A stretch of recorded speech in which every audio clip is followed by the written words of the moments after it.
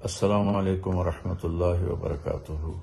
جی جناب محترم سلیم خان صاحب اور عزیزم سلمان خان، ارباز خان، غالباً ایک کا نام سہیل خان ہے، باقیوں کے مجھے نام نہیں آتے۔ میرا آپ سب فیملی کو محبت بھرا سلام ہو اور میری طرف سے آپ سب کو عید مبارک ہو۔ اور باقی سلیم بھائی، آپ بڑے خوش قسمت ہیں کہ آپ کو سلمان خان جیسا فرما بردار بیٹا ملا ہے۔ اتنی بڑی سیلیبریٹی ہو کر یہ آپ کا نوکر بن کے زندگی گزارتا ہے۔ مجھے شعیب اختر نے سلمان بھائی کی 2 باتیں بتائیں، اس کے بعد سے میں ان کا فین ہو گیا ہوں۔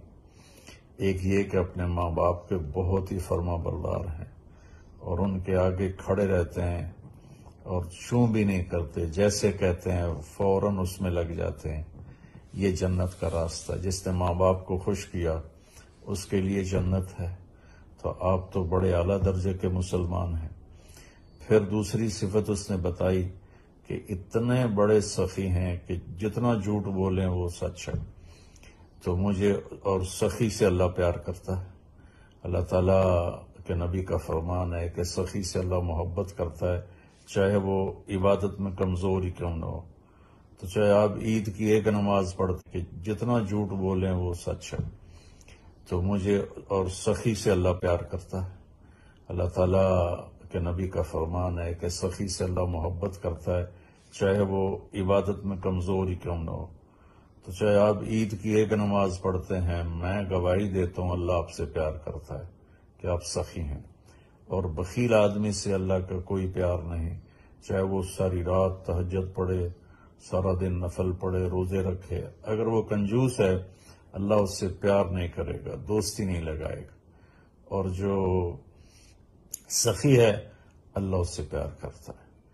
جب سامری جادوگر نے بچڑا بنایا اور اس کی عبادت پہ لگا دیا موسیٰ علیہ السلام کی قوم کو، تو اللہ تعالیٰ نے حکم دیا کہ ان سب کو قتل کیا جائے۔ تو وہ کچھ لوگ تھے تھوڑے سے، تو ان کو قتل کیا گیا۔ جب سامری کو پکڑا گیا قتل کے لیے تو اللہ تعالیٰ نے جبریل کو بھیجا کہ موسیٰ اسے قتل نہ کرو، اپنی موت مرنے دو۔ تو موسیٰ علیہ السلام نے عرض کی، یا اللہ یہ تو اصل مجرم ہے، اس نے بچڑے کی پوجا پہ لگایا۔ تو اللہ تعالیٰ نے کہا موسیٰ یہ سخی ہے اور سخی کو قتل کرنا مجھے اچھا نہیں لگتا، وہ اپنی موت مرا۔ تو آپ کی سخاوت اور آپ کی ماں باپ کی فرما برداری نے مجھے آپ کا فین بنا دیا ہے۔ اور ایک آپ کا میں نے کلپ دیکھا، نان مسلم بھائی سب کے لیے میرے دل سے دعا ہے جو اس بیماری میں مبتلا ہیں، اللہ ان کو زندگی کے ساتھ واپس لائے۔ میں بھی اس کا شکار ہوا اور بہت ہی سیریس ہو گیا تھا، اللہ نے زندگی لکھی تھی تو اللہ نے بچا لیا۔ تو واقعی یہ بہت تکلیف دہ چیز ہے۔ باقی ہمیں جو SOPs ہیں اس کا بھی خیال کرنا چاہیے۔ ہمارے نبی کا فرمان ہے کہ وبا والے مریض اور آپ کے درمیان 1 نیزے کا فاصلہ ہونا چاہیے، اور 1 نیزہ 6 فٹ کا ہوتا ہے، جو آج ہمارے پاکستان میں یہ SOPs میں کہا جا رہا ہے کہ 6 فٹ کا فاصلہ رکھیں۔ تو ظاہری احتیاط کی جائے اور اللہ کے سامنے فریاد کی جائے۔ میری ساری ہمدردیاں، محبت، دعا آپ کے لیے ہے۔ والسلام۔